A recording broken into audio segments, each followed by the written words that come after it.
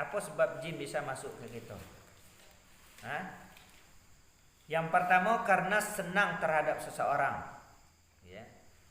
Ada di antara seseorang yang kerasukan jin itu disebabkan karena jin itu suka ke dia dan cinta kepadanya. Makanya ketika kita meruqyah kadang-kadang itu ada jin itu bilang dia suka sama laki-laki ini atau dia suka sama perempuan ini, akhirnya dia masuk. Ya. Makanya ketika mau buka pakaian itu baca bismillah.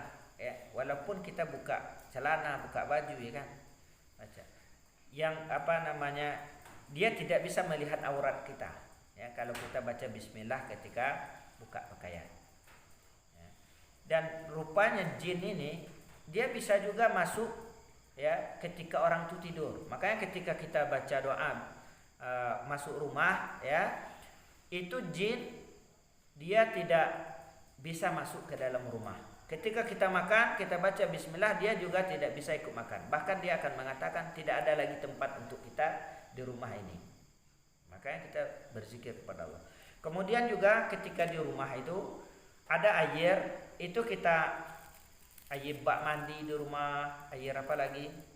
Air ember, baskom dan semacamnya.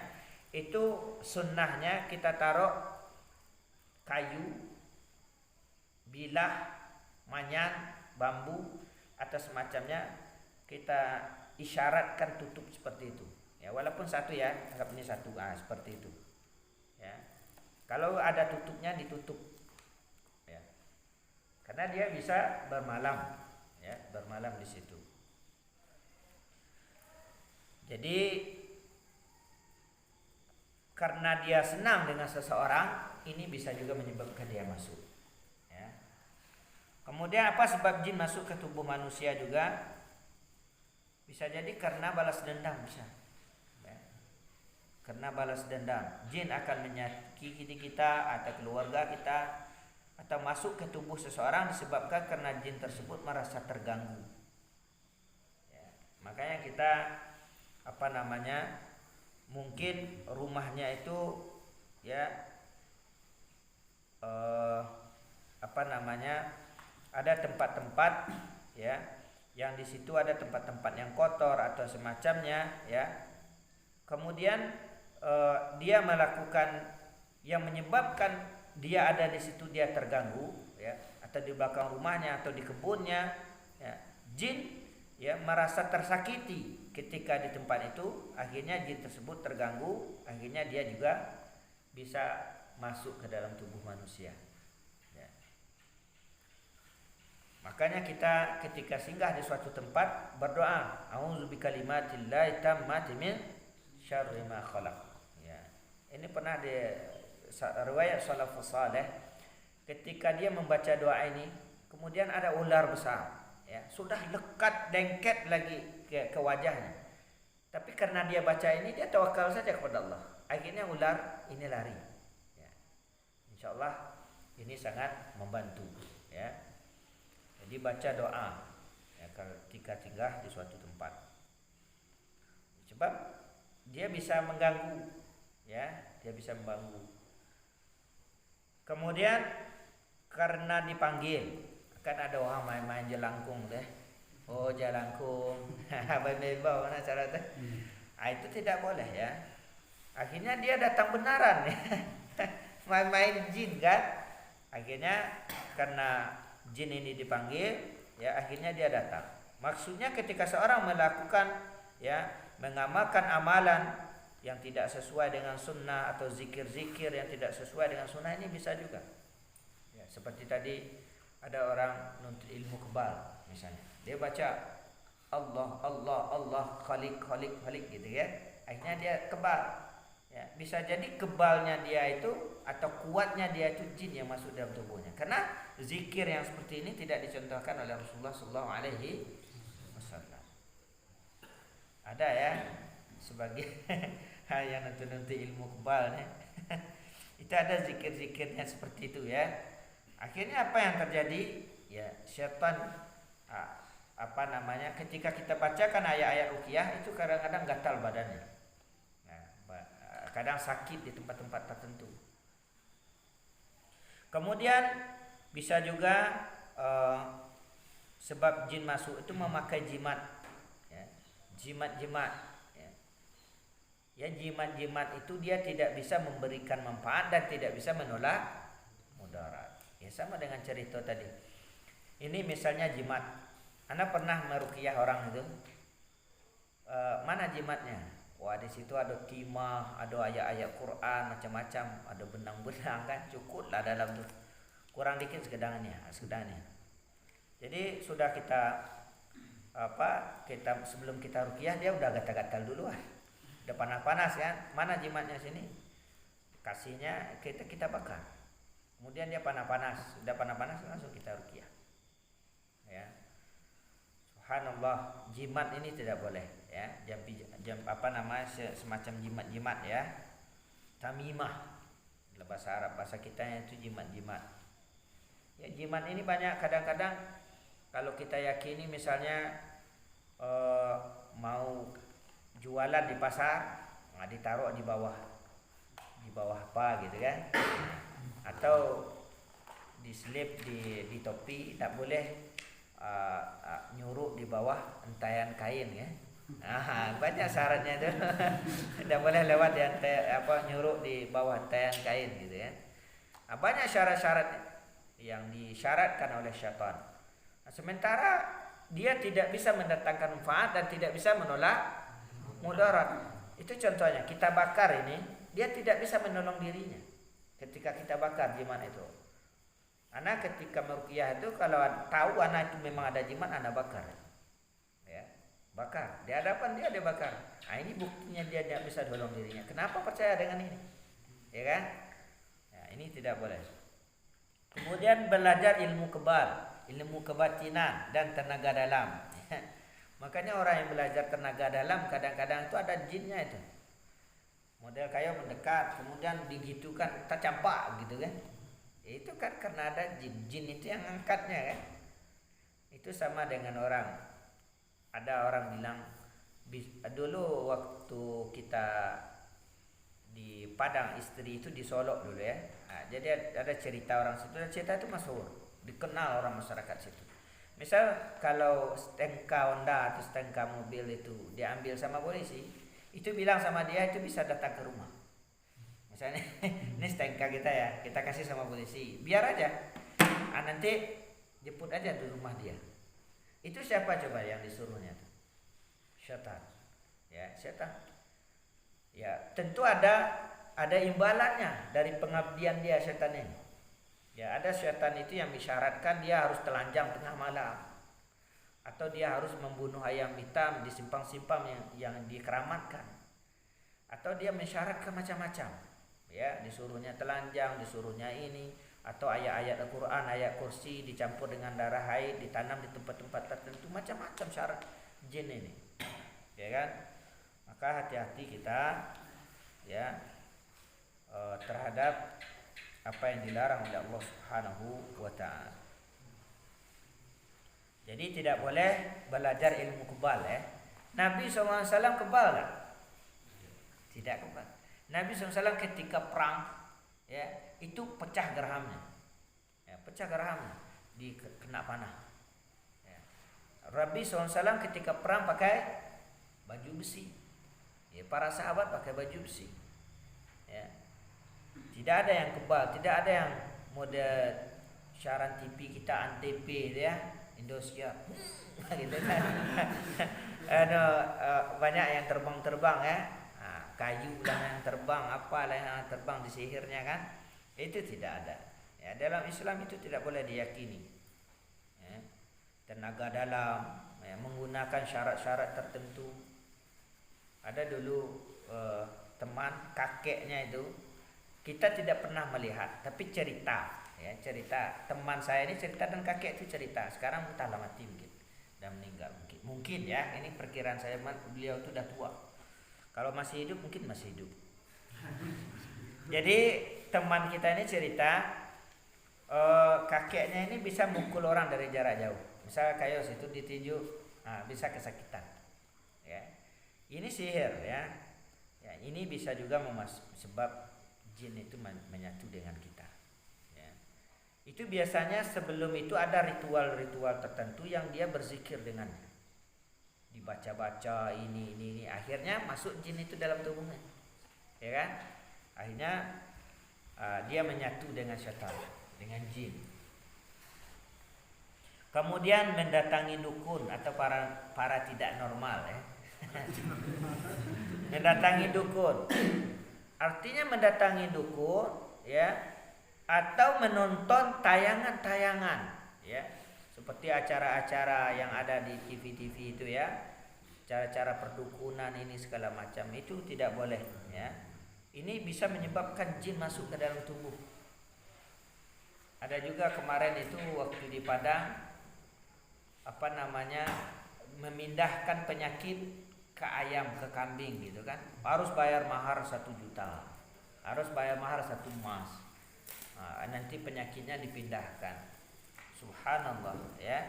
Ini kedustaan dan dosa di atas maksiat ya.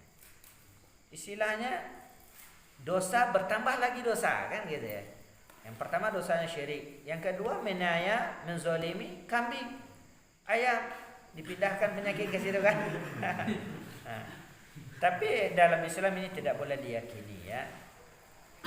Apa yang menyebabkan bisa jin ini apa itu? Karena ada sesembahan yang diberikan oleh dukun tersebut. Ya, maka kita tidak boleh mendatangi dukun para tidak normal ini. Ya, tidak boleh kita datangi mereka. Ya, atau tukang tenung. Diputar kunci ya. Nyai Quran itu nyet khusus. Jadi sama dengan Quran kan, tapi bukan Quran. Jadi ditaruh model ini kayak nanui apa? Misalnya mana letaknya kunci hilang tadi. Kalian putar kanan. Kayak putar kiri. Itu syirik ya, tidak boleh percaya. Ya, tukang tenung hanya pakai kunci. Nanti dia pakai kunci dia putar kan. Jadi subhanallah. Ini keyakinan yang bisa menyebabkan jin masuk ke dalam tubuh kita, bahkan keluarga kita. Efeknya apa? Gejalanya apa? Bisa membuat orang itu tidak sadar. Bahkan bisa membuat orang itu gila. Makanya ada orang gila ya gara-gara masuk setan. Itu kenapa? Karena dia melakukan hal-hal tadi ya, bisa jadi dia makai jima, menuntut ilmu kebal, menuntut ilmu kebatinan ya, dengan syarat-syarat tertentu, mendatangi dukun dan seterusnya. Akhirnya sudah banyak di dalam kepalanya ya, sudah banyak di dalam tubuhnya, sudah penuh setan tuh, pikirannya sudah mengayal-ngayal, sudah macam-macam. Akhirnya tidak sadarkan diri lagi ya. Ini akibatnya. Kemudian akibat dari masuk jin ini juga susah tidur, gelisah malam tuh ya, terganggu. Kemudian akibat atau gejalanya juga orang ini sering ya terbangun pada malam hari kemudian cemas, atau kadang-kadang dia itu mimpi buruk, mimpi melihat yang macam-macam ya, atau bisa membuat dia berteriak minta tolong. Ciri-ciri orang yang masuk jin juga ya. Atau kadang-kadang dia bermimpi ketemu dengan arwah ya, dengan ruh, dengan nenek moyangnya yang telah meninggal ya. Oh tadi saya ketemu sama nenek itu, jangan moyang itu ya, dengan kakek ini, dengan itu serban putih segala macam ya. Itu sebenarnya orang ini kerasukan. Atau dia bisa melihat jin ya. Ada tukang ruqyah yang di TPI ya, MCTV. Dia bisa melihat jin. Itu sebenarnya dia sendiri ada juga jinnya. Ya kan? Kalau orang normal tidak bisa melihat jin, dia bisa melihat kita. Ya kan? Maka kalau ada orang yang mengaku bisa melihat jin, berarti dia itu sebenarnya ada jin di dalam badannya. Ya, sebenarnya dia yang diruqyah, bukan dia yang tukang ruqyah ya. Kemudian sering bermimpi malam seperti melihat kucing, anjing, ular, singa, serigala ya, atau perasaan jatuh tertidur gitu ya. Atau tidurnya itu giginya bunyi-bunyi ya. Nah, itu perlu dicurigai juga itu. Harus diruqyah ya. Bunyi gigi gerahamnya beradu-radu ya saat tidur. Kemudian mimpi jatuh dari tempat yang tinggi, kadang terkejut-kejut ya. Kemudian mengigau dengan kata-kata yang jorok ya. Nah, ini bisa jadi gejala-gejala orang ini patut diruqyah. Kemudian efek atau gejala orang yang gangguan jin ini juga waktu sadar ya tidak tidur ya, selalu pusing ya,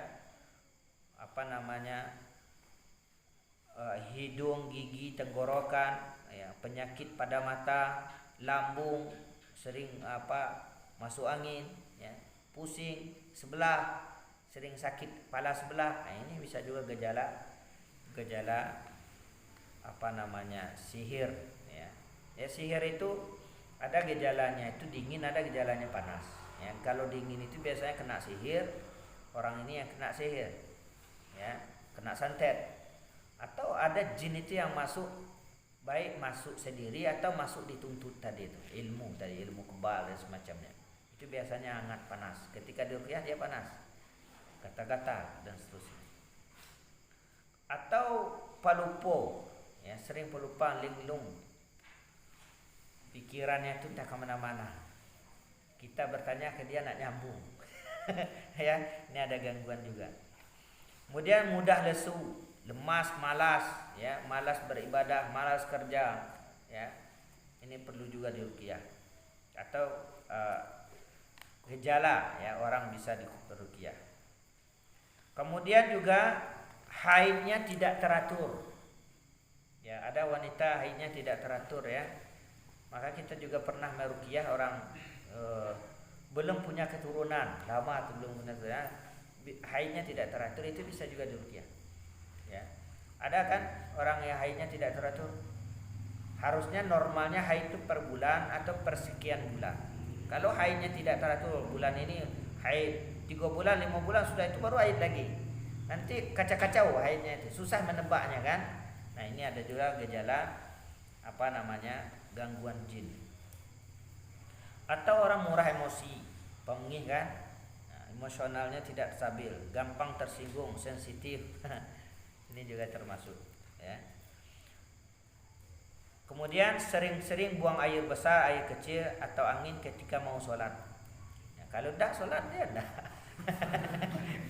Ketika sholat ini sering ya, sering buang air kecil ya, buang air besar ya. Atau banyak lupa yang tidak biasanya, khususnya ketika lagi sholat ya, lupa rakaat sholat kan ada ya, itu sering-sering lupa ya. Nah, maka kalau dapat orang-orang yang ada gangguan seperti ini, jangan jadi imam dulu lah, sampai betul-betul dia agak udah yakin dia keluar ya. Nah, sebaik ruqyah itu ruqyah diri sendiri. Nanti kita sampai kepada pembahasan ruqyah. Kemudian ada bisikan-bisikan. Wah, ini kayak sakit ini obatnya ini. Wah, nampak apa? Wah, ini ayam hitam bunuh situ tuh. Ah, ini udah ya. Bisikan, dia bisa dapat wahyu dari mana kan? Ya, bisa dia datang, ada orang datang ke dia, pandai aja dia meramalkannya. Oh, ini, oh itu. Ya, ini tidak benar. Ya, ini ada juga gangguan orang seperti ini. Ini biasanya orang nuntut ya, orang-orang nuntut itu biasanya seperti itu. Kalau dia sudah lama mengamalkan kajinya itu makin tinggi dia mengamalkan kajinya, akhirnya dia sampai pada tingkatan mengobati orang. Dan dia mengobati orang cukup menghayal saja, atau dia menung sebentar, atau dia masuk ke tempat tertentu sebentar, lalu dia katakan itu obatnya. Ya, ambil di sana.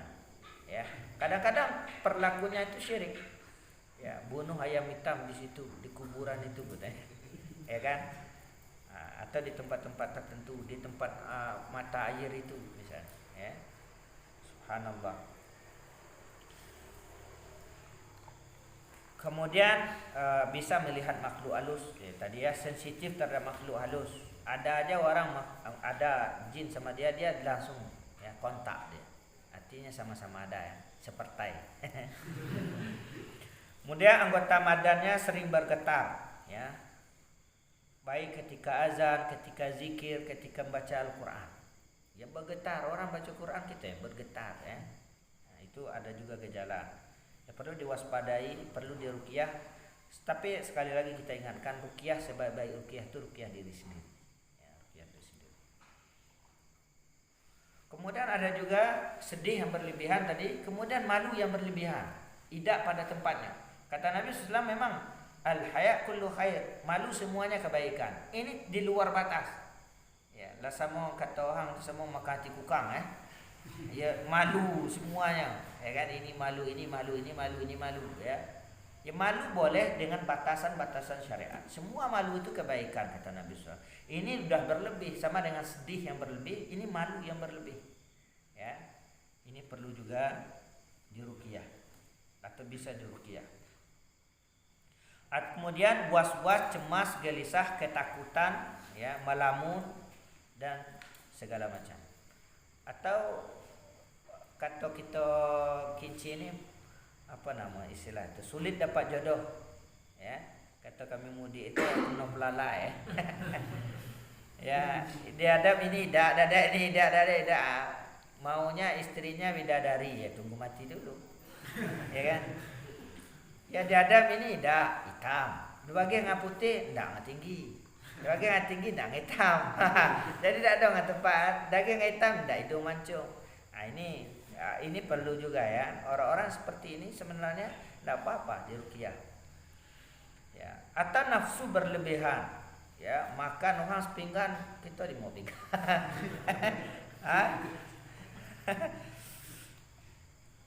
Atau ada juga orang yang tidak ada nafsu, orang mau makan dia tidak ada. Ini juga perlu diruqyah.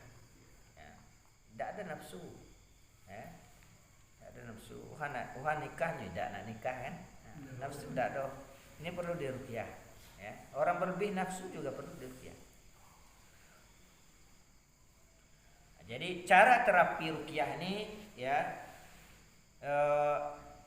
dia yang pertama bisa dengan Al-Quran. Yang kedua dengan as-sunnah, ya. Doa-doa dari as-sunnah, ya. Kemudian sesuai dengan praktek, ya, para sahabat, ya, para sahabat.